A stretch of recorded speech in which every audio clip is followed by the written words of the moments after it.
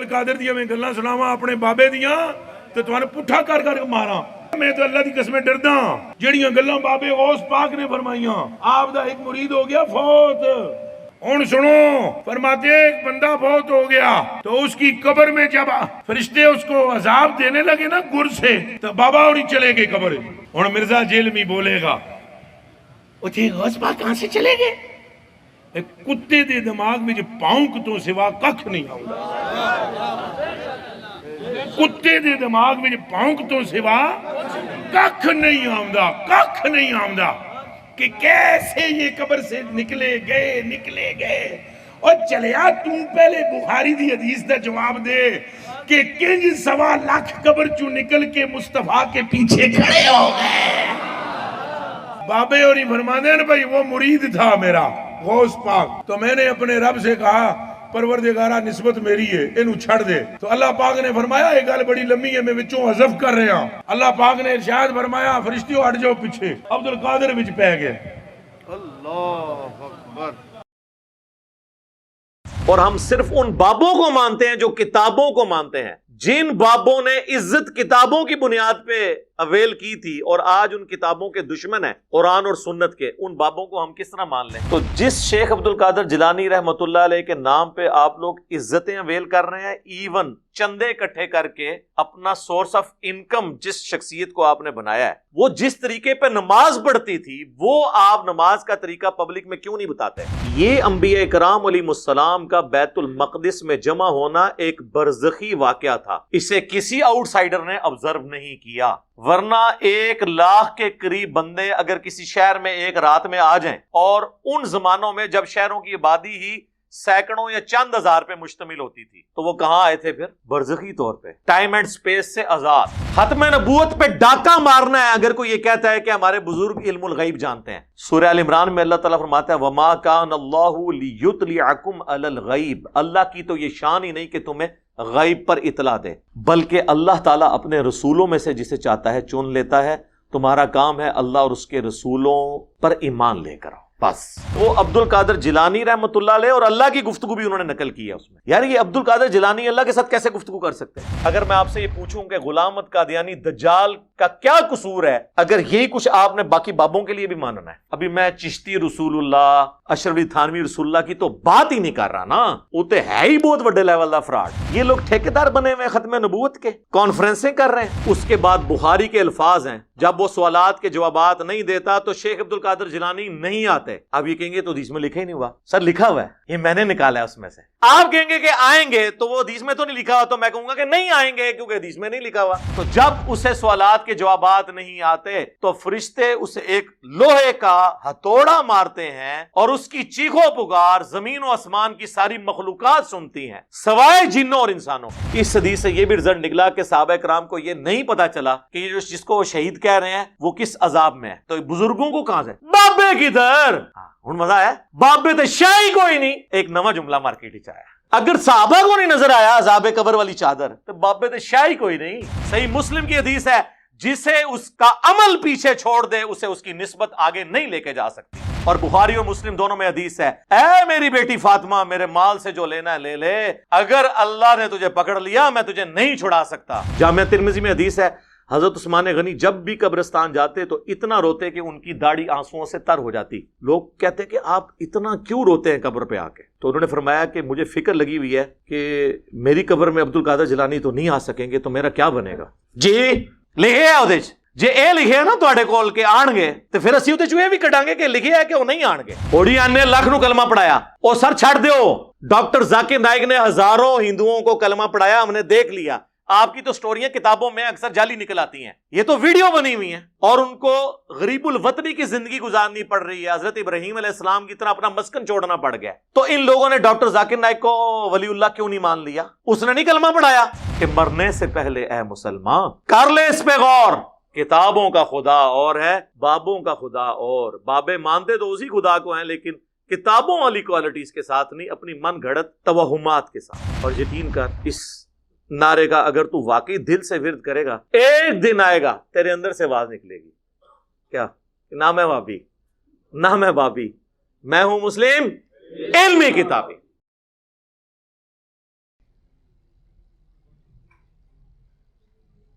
السلام علیکم ورحمۃ اللہ. لا حول ولا قوة الا باللہ. حسبنا اللہ ونعم الوکیل. یا حی یا قیوم برحمتک استغیث. اللہم صلی علی محمد وعلی آل محمد. ایک مفتی صاحب ہیں، صوفی بھی ہیں، چونکہ اب ان کی ویورشپ زیادہ ہے تو اس لیے میں ان کو رسپانس کر رہا ہوں. چھوٹے موٹے بندوں کو تو ہم رسپانس نہیں کرتے، ورنہ تو اینڈ ہی کوئی نہیں ہوگا. ہر گلی محلے کے اندر لوگ پیدا ہو گئے ہیں. ان کا نام ہے جمال الدین قادری، اور کافی فیمس ہیں وہ بریلویوں کے ہاں. ان کی تقریریں کافی زیادہ وہ اونچی آواز میں بول لیتے ہیں. وہ 2-3 دن پہلے ان کی ایک ویڈیو اپلوڈ ہوئی. مجھے کچھ بھائیوں نے کہا کہ یہ دیکھیں، اتنے عرصے سے انہوں نے روزہ رکھا تھا، انہوں نے بھی توڑ دیا. تو حالانکہ یہ لوگ صوفی ہیں اور ان کا دعویٰ ہے کہ ہم بڑے اخلاق سے بات کرتے ہیں. اس سے پہلے سلیمان مصباحی صاحب تھے حافظہ اللہ تعالی، 2 سال ہو گئے ہیں. انہوں نے اس وقت کہا تھا میں اپنے رب سے توفیق مانگ رہا ہوں کہ میں انجینئر کا رد کروں گا. ابھی تک انہیں توفیق نہیں ملی. اب انجینئر مرزا محمد علی کو کیا پتا بابا ہوتا کیا ہے. وہ تو اس کو تو حضرت جی جو پیچھے سے پیسے آ رہے ہیں نا، اس کو تو وہ نظر آ رہا ہے. اس کو کیا پتا بابا ہوتا کیا ہے. بابا اپنے زمانے میں ایک زمانہ ہوتا ہے، بابا اپنے جہاں میں ایک جہاں ہوتا ہے، اس کا وکر ایک جہاں ہوتا ہے. یہ اس کو نہیں پتا اور نہ اس کی باتوں میں آنا. انشاءاللہ میرا ارادہ بن رہا ہے، کیونکہ اب وہ ہمارے بابوں کی طرف آ رہا ہے اور ہم نہیں اپنے بابوں کی برداشت کر سکتے. منوس تجھے کیا پتا بابے ہوتے کیا ہیں، تجھے کیا پتا باجزید کہتے کس کو ہیں، تجھے کیا خبر جنید کس ہستی کا نام ہے حضرت. اس لیے اس کی بات بھی نہ سنا کرو حضرت، وہ بھی دل میں شک ڈال دے گی حضرت. اور انشاءاللہ بس میں توفیق مانگ رہا ہوں اپنے اللہ سے، بڑی جلدی میں نے انشاءاللہ اس کا رد شروع کرنا ہے. ایویں بکواس کر رہا ہے اپنے کمرے میں بیٹھ. یہ کیا ہوا، تیرا کمرہ، تیرا کیمرہ، تیرے ہی لوگ، تیری کتابیں، تیری باتیں. کسی دن ہمیں بھی بلا نا، تو اسی طرح لائیو چلا نا بھائی. تیری اپنی دنیا، تیری اپنی باتیں، یہ کیا حضرت ہوا. اس لیے میرے دوستو آپ بھی تھوڑا آپ بھی دیکھو نا حضرت. وہ کیا بھائی، اگر وہ اتنا ہی حق پہ ہے تو کیوں ڈرتا ہے. ہم نہیں گنے لے کے جائیں گے اور ہمیں گن کی لوڑ ہی نہیں، ہم تو درود والے ہیں حضرت. ہم نہیں برود والے حضرت، ہمارا درود ہی ہمارا برود ہے حضرت. ہمیں نہیں لوڑ کوئی بھی حضرت. ہاں بلائے نا حضرت، اگر وہ اتنا ہی سچا ہے. اگر اصل میں لوگوں کا بھی تھوڑا مزاج بن گیا ہے کہ باطل کو جلدی تسلیم کر لیتے ہیں حضرت. اب بات اتنی جلدی نہیں ہے حضرت جی. اگر چلو 100 نکال دیا تو کیا 1300 سالوں سے دنیا باطل پہ تھی، آج تو حق والا جم پڑا ہے. تجھے کیا نظر آ گیا الو کے پٹھے. تو بہرحال یہ جو ہے نا کتابیں پڑھا کرو حضرت جی، خود دیکھا کرو کہ ہمارے بڑے تھے کیا ہے. ہم تو انتظار میں. تو یہ بھی جو جمال الدین قادری صاحب بھی ہیں حافظہ اللہ تعالی من الجنت والناس، جنوں اور انسانوں سے اللہ تعالیٰ ان کی حفاظت فرمائے. ہم تو ان کے لیے دعائیہ کلمات ہی کہیں گے. انہوں نے کافی غلیظ لینگویج اس میں استعمال کی ہے، اور تھم نیل کے اوپر جو کچھ لکھا ہوا ہے نا وہ تو میں کیمرے میں بتا بھی نہیں سکتا. ہم ویڈیو میں لگا دیں گے، آپ خود پڑھ لیں کہ یہ الفاظ جو انہوں نے استعمال کیے ہیں. جس طرح ہمارے political leaders road language use کرتے ہیں نا، اس قسم کی. اور اس میں تھم نیل میں یہ بھی لکھا ہے کہ انجینئر محمد علی مرزا کے جواب کا انتظار رہے گا. تو دے دیتے ہیں ہم جواب. سوال تو اس میں کوئی بھی نہیں ہے. جواب تو آپ میں سے جتنے یہاں پہ لوگ بیٹھے ہیں سب لوگ دے سکتے ہیں، لیکن چونکہ ان کی ڈیمانڈ مجھ سے ہے تو میں دے دیتا ہوں ان کو جواب. اور انہوں نے جو کچھ اس میں گفتگو کی وہ بھی آپ کو بتا دیتا ہوں. وہ واقعہ بیان کر رہے تھے شیخ عبد القادر جیلانی رحمہ اللہ تعالی المتوفا 561 ہجری، ان کے حوالے سے کہ شیخ عبد القادر جیلانی رحمہ اللہ تعالی کا ایک مرید فوت ہو گیا، اور جس طریقے سے انہوں نے وہ واقعہ بیان کیا نا، اس میں قرائن یہ بتا رہے ہیں کہ یہ واقعہ شیخ عبد القادر جیلانی کی وفات کے بعد ہوا ہے. یعنی ان کی نسل میں جو مریدوں کی نسل میں جو نسل در نسل مریدین اور غلام ہوتے ہیں نا ان کے، ان میں سے کسی کا واقعہ ہے. وہ آپ سنیں گے تو آپ کو پتہ چل جائے گا. ان کی زندگی کا واقعہ نہیں ہے. تو وہ جب مرید فوت ہوا، وہ جب قبر میں پہنچا اور فرشتے اس سے سوالات کرنے کے لیے آئے، تو شیخ عبد القادر جیلانی جو ہے وہ مرنے کے بعد اپنی قبر سے نکل کے اس کی قبر میں چلے گئے.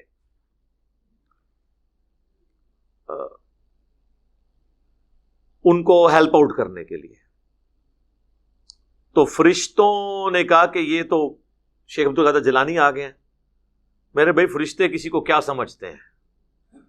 قرآن میں ہے کہ فرشتوں کو جو اللہ حکم دیتا ہے نا بس وہ اسی کی پیروی کرتے ہیں، وہ اس طرح کے معاملات میں نہیں پڑتے. بہرحال اس کی میں انجینئرنگ بعد میں کرتا ہوں. وہ کہتے ہیں جی فرشتوں کو مصیبت پڑ گئی، وہ آ گئے، تو اللہ تعالیٰ نے فرمایا کہ فرشتوں اب تم بیچ میں سے نکل جاؤ، اب عبد القادر جیلانی اس میں آ پڑے ہیں.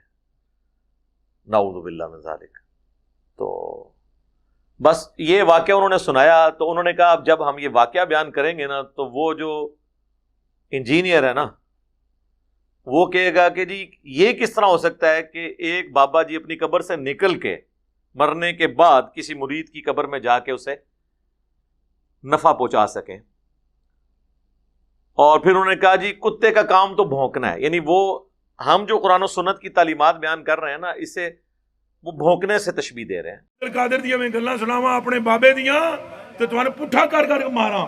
میں تو اللہ دی قسمیں ڈردا جڑیاں گلاں بابے غوث پاک نے فرمائیاں. آپ دا ایک مرید ہو گیا فوت، ہن سنو فرماتے ہیں ایک بندہ فوت ہو گیا تو اس کی قبر میں جب فرشتے اس کو عذاب دینے لگے نا گر سے تو بابا اور ہی چلے گئے قبر. ہن مرزا جیلمی بولے گا وہ تھے غوث پاک کہاں سے چلے گئے؟ ایک کتے دے دماغ میں جو پاؤنک تو سوا ککھ نہیں آؤں. کتے دے دماغ میں جو پاؤنک تو سوا ککھ نہیں آؤں، ککھ نہیں آؤں کہ کیسے یہ قبر سے نکلے گئے. اور چلیا تم پہلے بخاری دی حدیث دا جواب دے کہ کنج 1.25 لاکھ قبر چوں نکل کے مصطفیٰ کے پیچھے کھڑے ہو گئے. بابے اور ہی فرمانے ہیں بھائی وہ مرید تھا میرا غوث پاک، تو میں نے اپنے رب سے کہا پروردگارہ نسبت میری ہے انہوں چھڑ دے. تو اللہ پاک نے فرمایا یہ گل بڑی لمبی ہے میں وچوں حذف کر رہا ہوں. اللہ پاک نے ارشاد فرمایا فرشتیوں ہٹ جاؤ پیچھے. عبد القادر وچ پہ گئے. اللہ اکبر.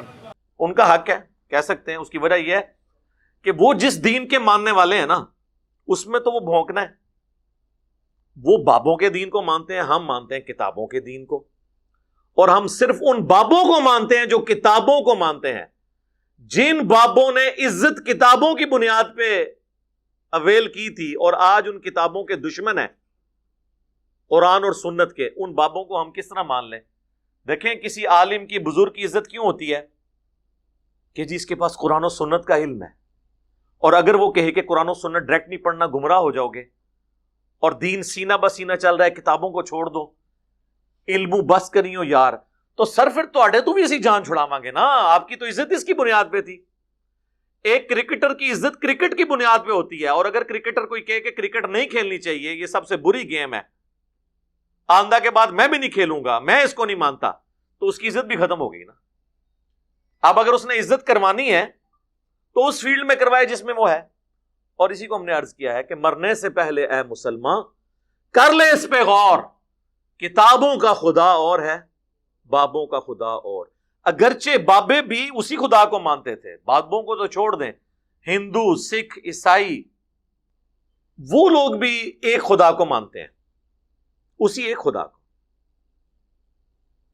تو جب ہم یہ کہتے ہیں نا کہ بابوں کا خدا اور ہے، مراد یہ کہ خدا وہی ہے لیکن اس کی کوالٹیز جو بابے کلیم کر رہے ہیں وہ نہیں ہے جو قرآن و سنت کے اندر آئی ہوئی ہے. قرآن و سنت جو تعارف کروا رہا ہے وہ اور ہے. تو وہ اس قسم کا وہ کہتے ہیں جی اب یہ بھونکے گا، تو وہ کہتے ہیں میں چونکہ اس نے بھونکنا ہے تو میں پہلے ہی دلیل دے دوں کہ صحیح بخاری میں حدیث ہے کہ شب معراج یہ انہوں نے بیان کیا، جو انبیاء اکرام علیہ السلام کا ایک اجتماع ہوا بیت المقدس کے اندر، نبی علیہ السلام نے ان کی امامت فرمائی، تو وہ انبیاء بھی تو اپنی قبروں سے نکل کے آ گئے تھے. تو اگر شیخ عبد القادر جیلانی نکل آتے ہیں تو اس میں کون سا مسئلہ ہے؟ اچھا اب انہوں نے اس کو دلیل بنایا اپنے بزرگوں کی، یعنی واقعات انبیاء کے بیان کرتے ہیں اور ثابت یہ اپنے بزرگوں کو کرتے ہیں.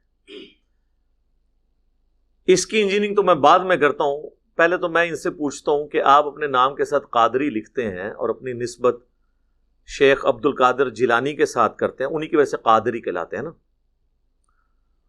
تو شیخ عبد القادر جیلانی رحمہ اللہ کی طرف جو منسوب کتاب ہے غنیت الطالبین، اس کے شروع ہی میں نماز کا طریقہ انہوں نے لکھا ہوا ہے، اور وہ وہی طریقہ لکھا ہے جو بخاری اور مسلم میں موجود ہے.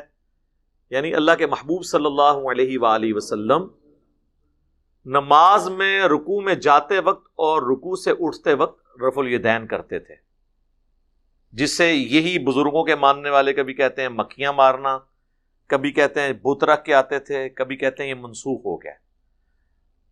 تو جس شیخ عبد القادر جیلانی رحمۃ اللہ علیہ کے نام پہ آپ لوگ عزتیں اویل کر رہے ہیں، ایون چندے اکٹھے کر کے اپنا سورس آف انکم جس شخصیت کو آپ نے بنایا ہے، وہ جس طریقے پہ نماز پڑھتی تھی وہ آپ نماز کا طریقہ پبلک میں کیوں نہیں بتاتے؟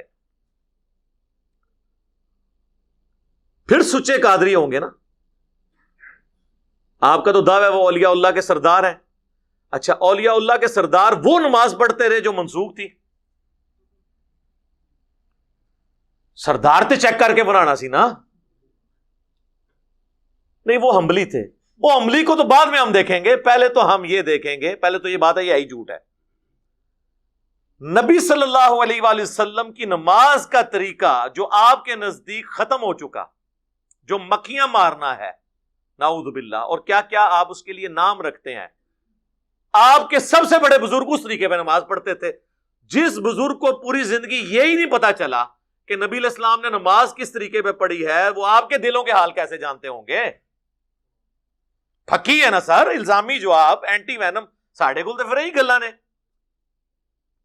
جسے خود نماز کا طریقہ نہیں پتا بقول آپ کے. پہلے تو انہیں حنفی کریں قبر سے نکال کے ریکویسٹ کر کے، لیکن اب تو کوئی فائدہ نہیں. دوسرا یہ جو آپ نے بات کی کہ بخاری شریف میں حدیث ہے، تو پہلی بات ہے یہ بخاری میں حدیث ہے ہی نہیں ہے، یہ حدیث صحیح مسلم کے اندر ہے. وہ تو آپ کو پتا ہے یہ ہر جگہ ہی کہہ دیتے ہیں بخاری شریف میں، ان کو کیا پتا. اور میں اگر مسلم شریف ان کو دے بھی دوں نا، ان کو آدھا گھنٹہ لگ جائے گا ڈھونڈنے میں وہ حدیث. یہ حدیث مسلم شریف میں ہے اور سنن نسائی کے اندر ہے، اور مشکات میں بھی مسلم شریف کے حوالے سے موجود ہے کہ نبی علیہ السلام فرماتے ہیں کہ شب معراج بیت المقدس میں انبیاء اکرام اکٹھے ہوئے، اور جبرائیل علیہ السلام نے مجھے کہا کہ میں ان کی امامت کرواؤں، جس کی وجہ سے ہم آپ صلی اللہ علیہ وآلہ وسلم کو امام الانبیاء کہتے ہیں. یہ انبیاء اکرام علیہ السلام کا بیت المقدس میں جمع ہونا ایک برزخی واقعہ تھا، اسے کسی آؤٹ سائیڈر نے آبزرو نہیں کیا. ورنہ 1,00,000 کے قریب بندے اگر کسی شہر میں ایک رات میں آ جائیں، اور ان زمانوں میں جب شہروں کی آبادی ہی سینکڑوں یا چند ہزار پہ مشتمل ہوتی تھی، اور ایک مسجد میں آ جائیں، بیت المقدس کی مسجد میں، اس وقت کیا آج بھی بیت المقدس کی مسجد اتنی بڑی نہیں کہ اس میں 1,00,000 بندہ آ سکے؟ 5 سے 10 ہزار سے زیادہ بندہ وہاں نہیں آ سکتا. تو وہ کہاں آئے تھے پھر؟ برزخی طور پہ، ٹائم اینڈ سپیس سے آزاد. 1,00,000 بندہ کہیں رات میں آئے، پورے شہر کے اندر شور مچ جاتا ہے. تو یروشلم کے اندر تو یہ چیز ہو جانی چاہیے تھی نا. ایون خود جو نبی علیہ السلام تشریف لے گئے ہیں، آپ کو بھی کئی معاملات وہ وقتی طور پہ تھے، آپ نے اتنی باریکیوں سے آبزرو نہیں کیے. بخاری اور مسلم دونوں میں حدیث ہے، اللہ کے محبوب صلی اللہ علیہ وآلہ وسلم کہتے ہیں جب میں معراج سے واپس آیا تو مجھے کافروں نے جھٹلانا شروع کر دیا اور مجھ سے سوالات کرنے شروع کر دیے. بھئی سوال کیا کر رہے تھے کہ بتائیں کہ بیت المقدس کے کتنے دروازے ہیں، کتنی سیڑھیاں ہیں، اس کی دیواروں پہ رنگ کون سا ہوا ہے. میرے بھائی اس اکیڈمی میں، یہ آج ہماری کوئی 8ویں 9ویں مجلس ہے، اس سے پہلے میں 10 سال جس اکیڈمی میں جاتا رہا، ہر دفعہ سیڑھیاں چڑھ کے، آپ مجھ سے پوچھیں نا کہ میں کتنی سیڑھیاں چڑھ کے گیا ہوں تو مجھے نہیں پتا ہوگا. آپ کو اپنے گھر کی بھی سیڑھیوں کا نہیں پتا ہوگا. اور جو بندہ زندگی میں ایک دفعہ ایک جگہ گیا وہ کیسے ان سوالات کے جوابات دے سکتا ہے؟ تو بخاری مسلم کے الفاظ ہیں، میں اتنا پریشان ہوا کہ اعلان نبوت کے بعد کبھی اتنا پریشان نہیں ہوا تھا کہ مجھ سے یہ سوال پوچھ رہے ہیں اور مجھے جواب نہیں آ رہے. اگرچہ سوال فضول تھے، تو نبی الاسلام فرماتے ہیں کہ اللہ تعالیٰ نے بیت المقدس کو یوں میرے سامنے کر دیا ہے، وہ جو مجھ سے پوچھتے جاتے تھے میں دیکھ کے بتاتا جاتا تھا.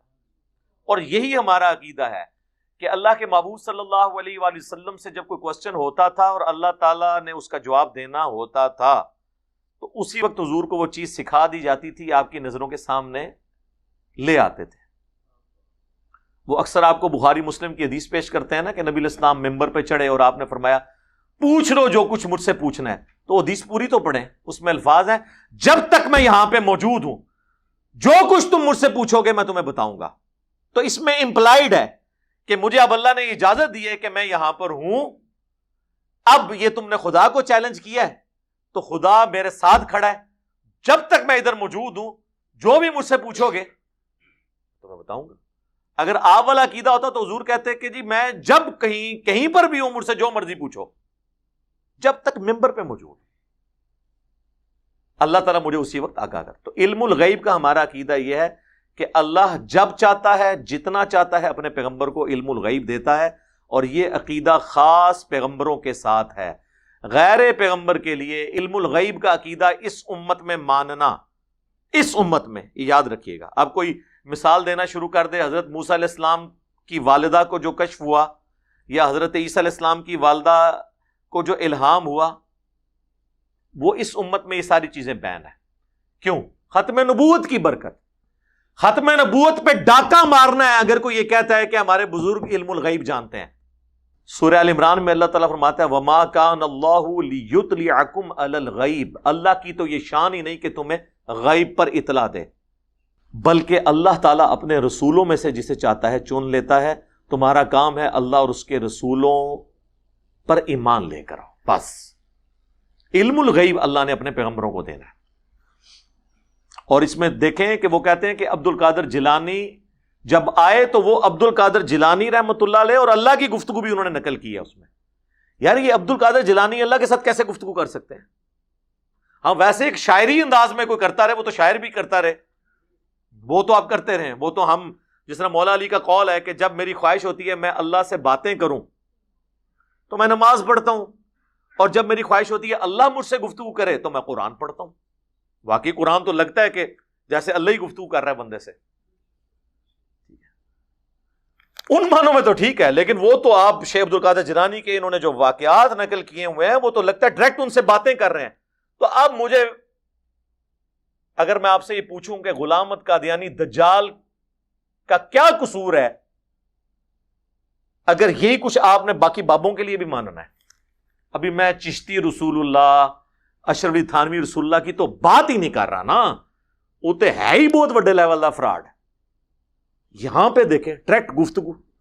عبد القادر جیلانی نے کہا کہ اچھا یوں اللہ یوں کر لے، اللہ نے آگے عبد القادر جیلانی کو یہ جواب دیا. یہ لوگ ٹھیکیدار بنے ہوئے ختم نبوت کے، کانفرنسیں کر رہے ہیں. یہ کون سی باتیں ہیں؟ تو وہ کہتے ہیں جی وہ گفتگو کی عبد القادر جیلانی کی اللہ سے گفتگو ہے، اور وہ الٹیمیٹلی وہ کہتے ہیں اب یہ بھونکے گا کہ جی یہ کہاں سے نکلے. انبیاء کا نکلنا برزخی تھا، اور وہ سورہ ال عمران کی آیت نمبر 81 میں ہے کہ اللہ تعالیٰ نے انبیاء سے یہ عہد لیا تھا کہ جب میں تمہیں پیغمبری دوں اور آپ کی موجودگی میں کوئی اور پیغمبر آ جائیں تو آپ نے ان پر ایمان بھی لانا ہے، ان کی تصدیق بھی کرنی ہے، ان کی مدد بھی کرنی ہے. ایک جنرل رول تھا. جس طرح کہ حضرت عیسیٰ علیہ السلام کی تصدیق کی یحییٰ علیہ السلام نے، ایک زمانے میں دونوں پیغمبر آئے. اسی کے تحت اگر ہمارے نبی کی موجودگی میں کوئی پیغمبر آتا یا نبی علیہ السلام سے پہلے جو پیغمبر ہیں ان کی موجودگی میں نبی علیہ السلام آتے، دونوں صورتوں میں، اب تو ختم نبوت کی وجہ سے وہ پہلی والی صورت تو ختم، کیونکہ آپ خاتم النبیین ہیں. یعنی آپ علیہ السلام دنیا میں تشریف لاتے اور کوئی اور پہلے پیغمبر موجود ہوتا تو اس کا کام تھا وہ نئے آنے والے پیغمبر کی تصدیق کرتا. یہ وعدہ جو اللہ نے لیا تھا نا انبیاء سے، یہ پورا کیا بیت المقدس میں شب معراج میں معجزانہ طور پر، کہ سارے انبیاء کو بیت المقدس میں برزخی طور پر جمع کیا، جس کی ہمیں کیفیت نہیں پتا. اور ہمیں تو شہید کی کیفیت نہیں پتا. اللہ تعالیٰ فرماتا ہے شہید زندہ ہے لیکن تمہیں شعور نہیں اس کی زندگی کا. یہ کہتا نہیں ہمیں شعور ہے، بالکل ہے. اعلیٰ حضرت لکھتے ہیں نا ملفوظات کے اندر، ان کے بیٹے نے جمع کیا کہ انبیاء کرام کی بیویاں بھی قبروں میں پیش کی جاتی ہیں، وہ ان کے ساتھ شباشی کرتے ہیں، وہ کہتے ہیں ہمیں شعور ہے کہ حیات النبی کون سی ہے۔ المحند المفند میں دیوبندیوں کے سارے بزرگ اکٹھے ہو کے لکھتے ہیں کہ بھائی نبی علیہ السلام کی جو حیات النبی ہے وہ قبر مبارک میں دنیا کی سی ہے۔ اور دنیا کی سی کہاں سے آ گئی میرے بھائی؟ دنیا میں تو سانس چاہیے ہوتا ہے زندہ رہنے کے لیے، کھانا ضرورت ہوتی ہے، ٹوائلٹ ضرورت ہوتی ہے۔ آخرت کی زندگی کے لیے نہ سانس کی ضرورت ہے، نہ ٹوائلٹ کی ضرورت ہے، نہ اس دنیا کے کھانے کی ضرورت ہے۔ آج بھی اگر رسول اللہ صلی اللہ علیہ وآلہ وسلم کی قبر اطہر آپ کھولیں گے تو حضور اسی طرح لیٹے ہوئے ہوں گے جس طرح آج سے 1400 سال پہلے ان کو دفنایا گیا تھا، کوئی ہلتے جلتے آپ کو نظر نہیں آئیں گے۔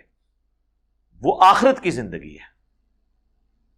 اور اگر کوئی ایکٹیویٹی بھی پرفارم کریں گے، جس طرح مسند ابی یعلا میں آتا ہے کہ انبیاء اپنی قبروں میں زندہ ہیں، نمازیں پڑھتے ہیں، وہ آپ کو نظر نہیں آئیں گی، نہ وہ اس طرح کی نماز ہے۔ وہ تو صحیح مسلم میں بھی آیا کہ میں نے شب معراج موسیٰ علیہ السلام کو اپنی قبر میں نماز پڑھتے ہوئے دیکھا، ہوا قائم یصلی فی قبری، وہ اپنی قبر میں کھڑے ہو کے نماز پڑھ رہے تھے۔ وہ برزخی معاملات ہیں۔ آسمانوں پہ بھی ملاقات ہوگی، بخاری مسلم دونوں میں حدیث ہے کہ آسمانوں پہ حضرت موسیٰ علیہ السلام سے ملاقات ہوئی، اور صحیح مسلم میں ہے کہ وہ بیت المقدس میں بھی تھے۔ اب یہ سارے معاملات برزخی ہیں، ان سے شیخ عبد القادر جیلانی کے معاملات کیسے ثابت ہو گئے؟ انبیاء کرام کو منوانا تو دین کو منوانا ہے، بزرگوں کو منوانا دین کو منوانا نہیں ہے، بلکہ بزرگ تو خود انبیاء کا دین بتانے کے لیے آتے ہیں، یہ بزرگوں کے بارے میں کلیم کرتے ہیں۔ اس طرح تو آپ کچھ بھی کر لیں گے، آپ تو کل کو کہیں گے کہ حضرت عیسیٰ علیہ السلام بغیر باپ کے پیدا ہوئے ہیں، تو یہ فلاں بزرگ بھی بغیر باپ کے پیدا ہوئے ہیں، مادر ذات ولی جسے کہتے ہیں۔ جو کچھ آپ دین بتا رہے ہیں اس کا دین سے کوئی تعلق نہیں ہے، یہ آپ کے جھوٹے کلیم ہیں، یہ اس طریقے سے نہیں ہے۔ یہ اللہ کا جنرل رول ہے قرآن میں، سورہ یاسین میں، سورۃ الواقعہ میں، کہ جو مر گیا وہ دنیا میں واپس نہیں آ سکتا۔ حضرت عیسیٰ علیہ السلام بھی جو مردے زندہ کرتے تھے وہ وقتی طور پہ زندہ ہو کے صرف ان کے نبی ہونے کی گواہی دیتے تھے، پھر وہ دوبارہ قبر میں چلے جاتے تھے۔ یہ نہیں تھا کہ ان کی نئی زندگی شروع ہو جاتی تھی، یہ کسی کا بھی عقیدہ نہیں ہے، یہ اللہ کا رول ہے۔ صحیح مسلم کے مقدمے میں امام مسلم لے کے آیا ہے، صحیح مسلم کا پہلا چیپٹر المقدمہ ہے، اس کے بعد الایمان، کہ چند تابعین کی موجودگی میں ایک بندہ آگے کہتا ہے کہ عبداللہ ابن مسعود جنگ صفین کے موقع پر آئے ہم سے ملاقات کے لیے۔ تو باقی کہتے ہیں کہ عبداللہ ابن مسعود جنگ صفین پہ کیسے آ گئے؟ کیا وہ مر کے قبر سے نکل کے آ گئے تھے تمہارے پاس؟ یہ کیسے ہو سکتا ہے؟ کیونکہ جنگ صفین ہوئی ہے 37 ہجری میں، اور عبداللہ ابن مسعود 33 ہجری میں فوت ہو گئے ہوئے تھے۔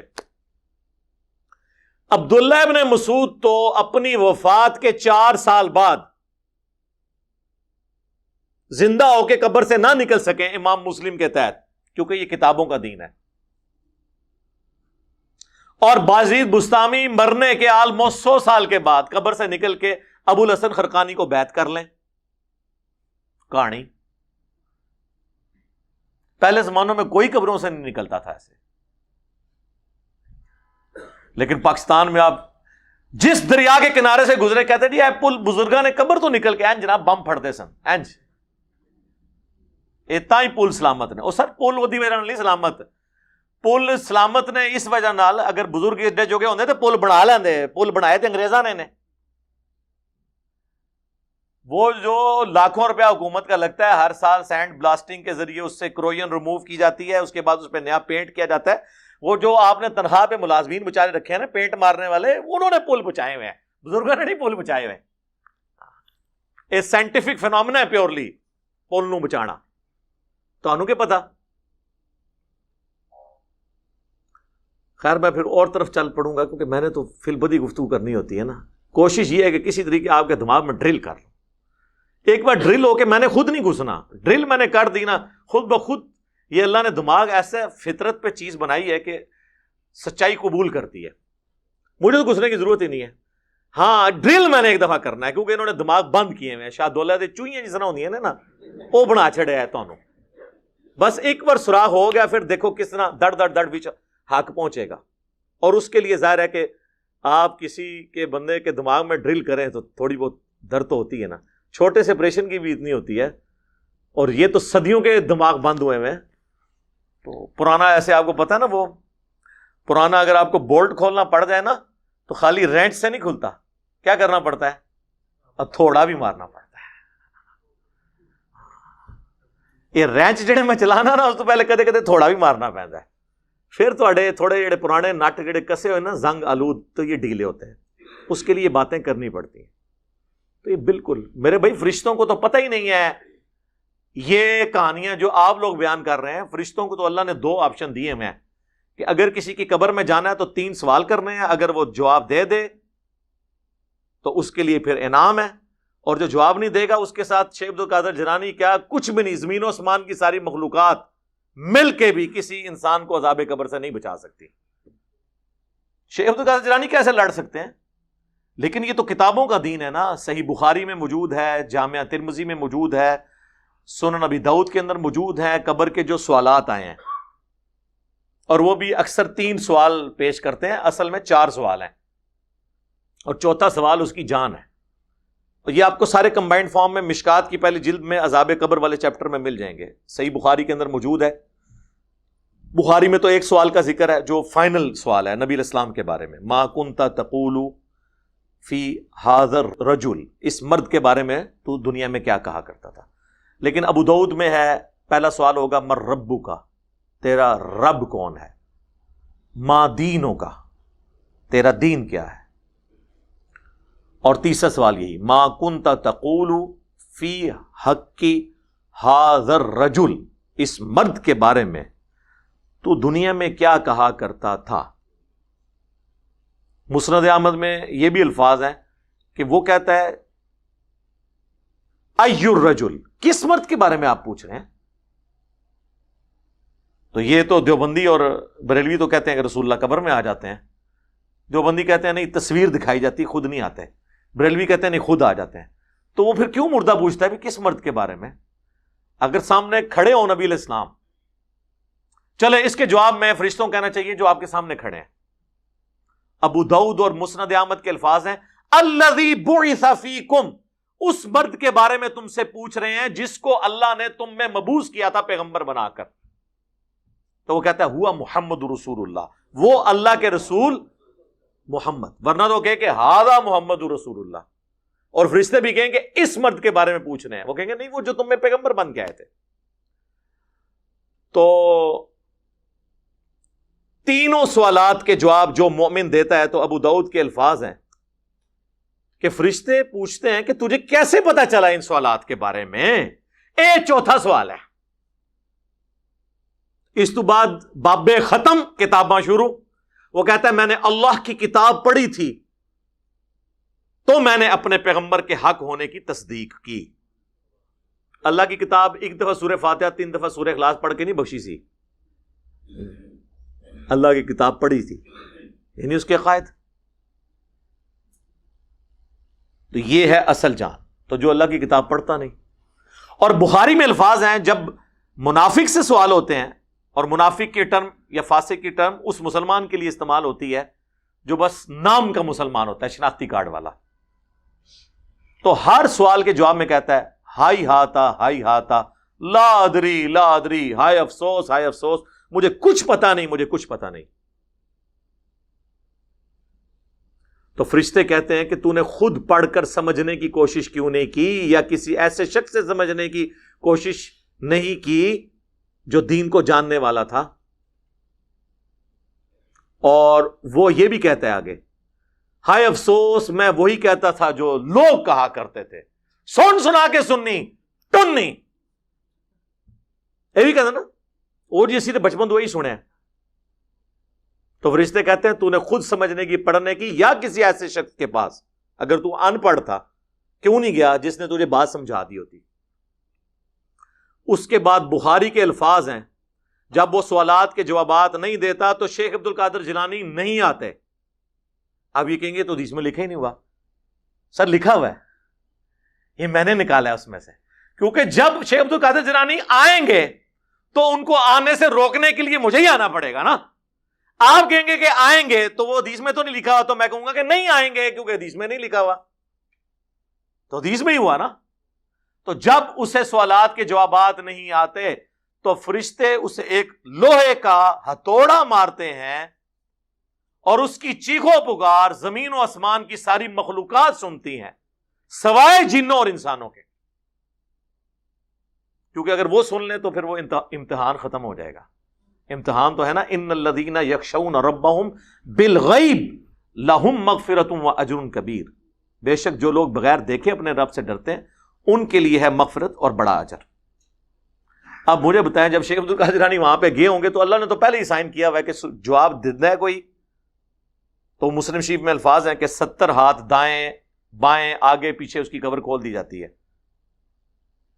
اور جو جواب نہیں دیتا اس کو تو یہ تھوڑا پڑتا ہے۔ اور مسلم شریف میں ہے کہ اس کی پسلیاں ایک دوسرے میں یوں مل جاتی ہیں، جامعہ ترمذی میں یہ الفاظ ہیں، ایک دوسرے میں داخل ہو جاتی ہیں، اور اس کا یہ عذاب کا سلسلہ مسلسل جاری رہتا ہے۔ اللہم انی اعوذ بک من عذاب جہنم ومن عذاب القبر ومن فتنة المحیا والممات ومن شر فتنة المسیح الدجال، آمین۔ یہ بخاری مسلم دونوں میں دعا موجود ہے، تھوڑے سے الفاظ کی چینج کے ساتھ نبی الاسلام نے یہ دعا تعلیم فرمائی ہے۔ بلکہ مسلم شریف میں تو یہ الفاظ ہیں، جب آپ یہ دعا تعلیم فرما رہے تھے تو آپ ایک جگہ سے گزرے جہاں کچھ قبروں میں عذاب ہو رہا تھا، تو حضور علیہ السلام فرمایا تمہیں بھی قبروں میں آزمایا جائے گا، سب کے سب عذاب جہنم سے اللہ کی پناہ مانگو، عذاب قبر سے اللہ کی پناہ مانگو، یہ حضور نے انہیں تعلیم دی۔ اور اس مسلم شریف کے الفاظ ہیں اس حدیث کے اندر، نبی علیہ السلام نے فرمایا میں نے ارادہ کیا کہ میں تمہیں عذاب قبر سنوا دوں، دکھا نہ دوں، سنوا دوں اللہ سے دعا کر کے، لیکن پھر مجھے خدشہ ہوا کہ تم اپنے مردوں کو دفنانا ہی چھوڑ دو گے، اس خوف سے کہ اتنا عذاب قبر ہوتا ہے۔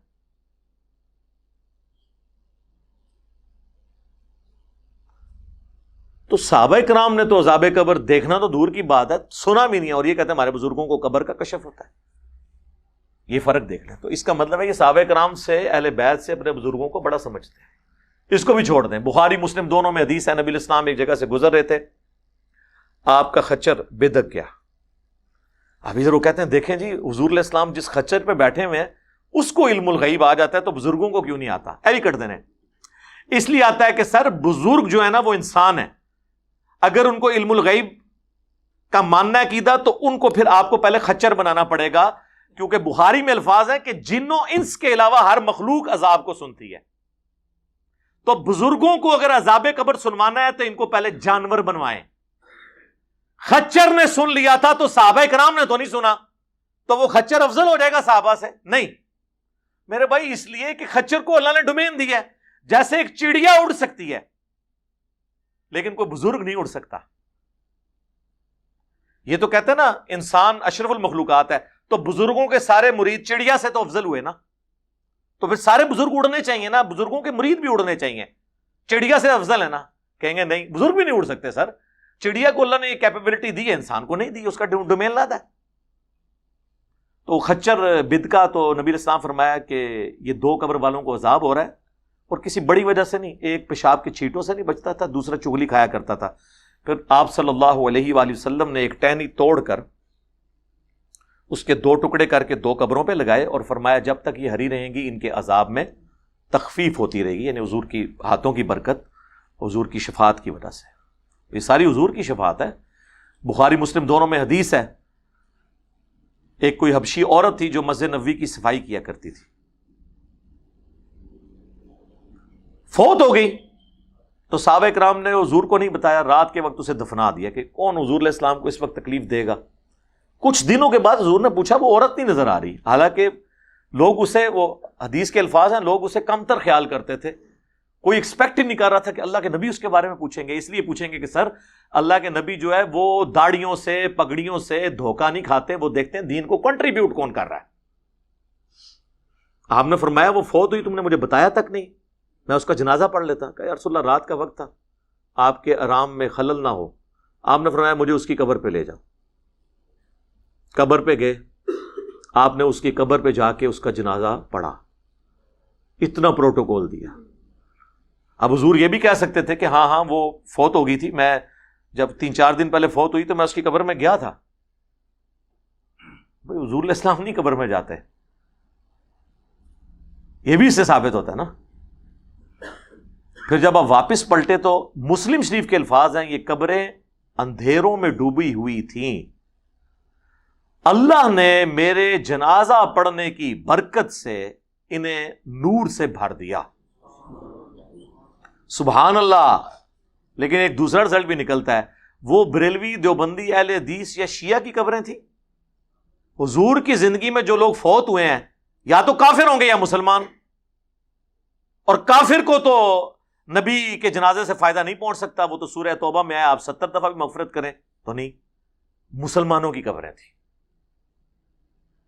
اب میں اور لفظ نہیں استعمال کرتا، کہیں گے پھر توہین کر دی ہے، کیونکہ انہوں نے لبادہ ہی اتنا بڑا اوڑا ہوا ہے. بھائی انسان انسان ہے، ٹھیک ہے، اس سے کسی کا مرتبہ کم نہیں ہو جاتا، سارے انسان برابر ہیں. انبیاء کو اللہ نے ایک پروٹوکول دی ہے، باقی سب فالوور ہیں، باقی سب امتی ہیں. باقی ظاہر درجات اپنی جگہ ہیں، اس کا انکار نہیں ہے، لیکن جو انسان ایز اے اسپیشی ہے، وہ تو چاہے کوئی صحابی ہو، کوئی آج کا انسان ہو، انسان ہی ہے، فالوور ہے. امام تو صرف محمد رسول اللہ ہے صلی اللہ علیہ وآلہ وسلم. بخاری مسلم دونوں میں حدیث ہے، نبی علیہ السلام کا ایک غلام تھا مدعم، جو سفر و حضر میں آپ کی سواری کا کجاوا کسا کرتا تھا. غزوہ خیبر کے موقع پر ایک نامعلوم تیر اسے لگا اور وہ شہید ہو گیا. بخاری مسلم کے الفاظ ہیں، صحابہ نے کہا تمہیں شہادت مبارک ہو. اس کا کیا مطلب ہے کہ وہ منافق نہیں تھا، کافر نہیں تھا، جبھی تو صحابہ اس کو شہید کہہ رہے تھے. آپ نے فرمایا کہ تم اسے خوشخبری سنا رہے ہو، جبکہ مجھے اللہ نے دکھایا ہے کہ اس نے مال غنیمت سے ایک چادر چوری کی تھی جو آگ کی اسے پہنا دی گئی ہے. اس حدیث سے کتنے رزلٹ نکلتے ہیں؟ اس حدیث کے آگے الفاظ ہیں، صحابہ کرام اپنے گھروں میں واپس گئے، اگر کسی نے کوئی ایک تسمہ بھی اٹھایا تھا نا، یہ سمجھ کے کہ اس کی تو مال غنیمت میں اتنی ورتھ نہیں، میں تو ایسے میں ویسے ہی کار لے جانا، وہ بھی لا کے واپس جمع کروایا کہ کہیں اس کی وجہ سے ہماری پکڑ نہ ہو جائے. یہ کتنے عظیم لوگ تھے، سمعنا و اطعنا، سنا اور مان لیا. اس حدیث سے یہ بھی رزلٹ نکلا کہ صحابہ کرام کو یہ نہیں پتا چلا کہ یہ جس کو وہ شہید کہہ رہے ہیں وہ کس عذاب میں ہے. تو بزرگوں کو کہاں سے بابے کدھر، ہاں ہن مزہ ہے، بابے تو شاہی کوئی نہیں. ایک نواں جملہ مارکیٹ ہی آیا، اگر صحابہ کو نہیں نظر آیا عذاب قبر والی چادر تو بابے تو شاہی کوئی نہیں.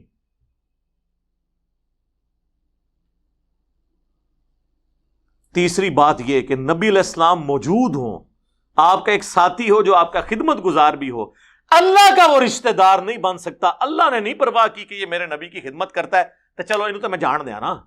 نا نا نا نا.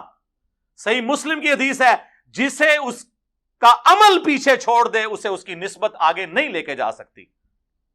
اور بخاری اور مسلم دونوں میں حدیث ہے، اے میری بیٹی فاطمہ، میرے مال سے جو لینا ہے لے لے، اگر اللہ نے تجھے پکڑ لیا میں تجھے نہیں چھڑا سکتا.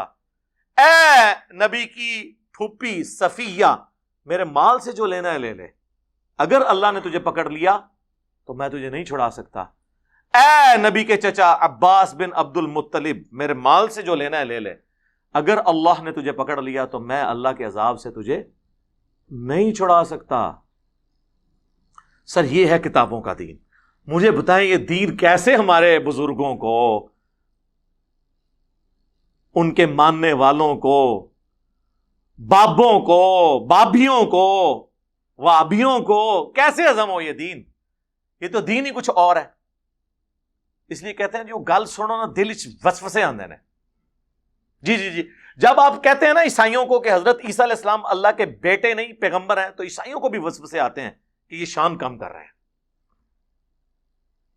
حالانکہ آپ شان نہیں کم کر رہے ہوتے، آپ ان کی عزت جو جس لیول پہ ہے اس سے نہیں بڑھانا. جو صحیح بخاری میں حدیث ہے، دیکھنا میری شان کو اس طرح بلند نہ کرنا جس طرح نصارہ نے اپنے پیغمبر کے بارے میں ڈیوینٹی کلیم کر دی، میں اللہ کا بندہ اور اس کا رسول ہوں، مجھے اللہ کا بندہ اور اس کا رسول ہی کہنا. یہ کہتا ہے جی عبد القادر جیلانی قبر میں گھس گئے اور جا کے جناب اللہ نہ لونا نے پھڈا شروع کر دیتا، نعوذ باللہ. سر اس طرح کون گھس سکتا ہے؟ سنن ابی داؤد میں حدیث ہے، نبی علیہ السلام نے فرمایا جب اپنے بھائی کو دفنا چکو تو اس کی قبر پہ کھڑے ہو کر اس کی قبر کے سوالات کی استقامت کے لیے دعا کرو. بس قبر ہی کون واڑ سکتا ہے؟ مسلم شریف میں حدیث ہے، حضرت عمر بن عاص کی موت کا وقت جب قریب آیا، بڑی لمبی حدیث ہے 321 نمبر، جس میں انہیں اپنی زندگی کی وہ ساری غلطیاں یاد آئیں جو حضرت معاویہ کے ساتھ مل کے انہوں نے حضرت علی کے ساتھ کیا تھا. اینڈ پہ جا کے اس میں وہ کہتے ہیں جب میں مر جاؤں نا، میری قبر پہ اتنی دیر بیٹھے رہنا جتنی دیر ایک اونٹ کو نہر کر کے اس کا گوشت تقسیم کیا جاتا ہے، یعنی آلموسٹ 2.5-3 گھنٹے، تاکہ میں اپنی قبر سے مانوس ہوں اور اپنے رب کے بھیجے ہوئے فرشتوں کو جواب دے سکوں. یعنی تمہارے قبر پہ بیٹھنے کی برکت سے، میرے لیے دعا کرنے کی برکت سے قبر میں مجھے سوالات کی استقامت نصیب ہوگی. انہوں نے بھی نہیں کہا کہ حضور علیہ السلام مجھے بچانے آ جائیں گے، یا میں تو صحابی ہوں تو میرے باقی صحابی ساتھی مجھے بچانے آ جائیں گے. یار جب عبد القادر جیلانی قبر میں بچانے کے لیے جا سکتے ہیں تو حضرت عمر بن عاص کو دوسرے صحابہ بچانے کے لیے قبر میں نہیں جا سکتے تھے جو اتنے ڈرے ہوئے ہیں؟ ہمیں تو کہانی کراتے ہیں جی وہ بڑے سے بڑا بھی کوئی غوث قطب ابدال ہو، وہ کسی ادنا درجے کے صحابی، اور اس میں مثال دیتے ہیں حضرت واشی کی، کہ حضرت واشی کے گھوڑے کے قدموں سے جو خاک اڑ کے ان کے نتنوں میں جاتی ہے نا، اس کو بھی کوئی غوث نہیں پہنچ سکتا.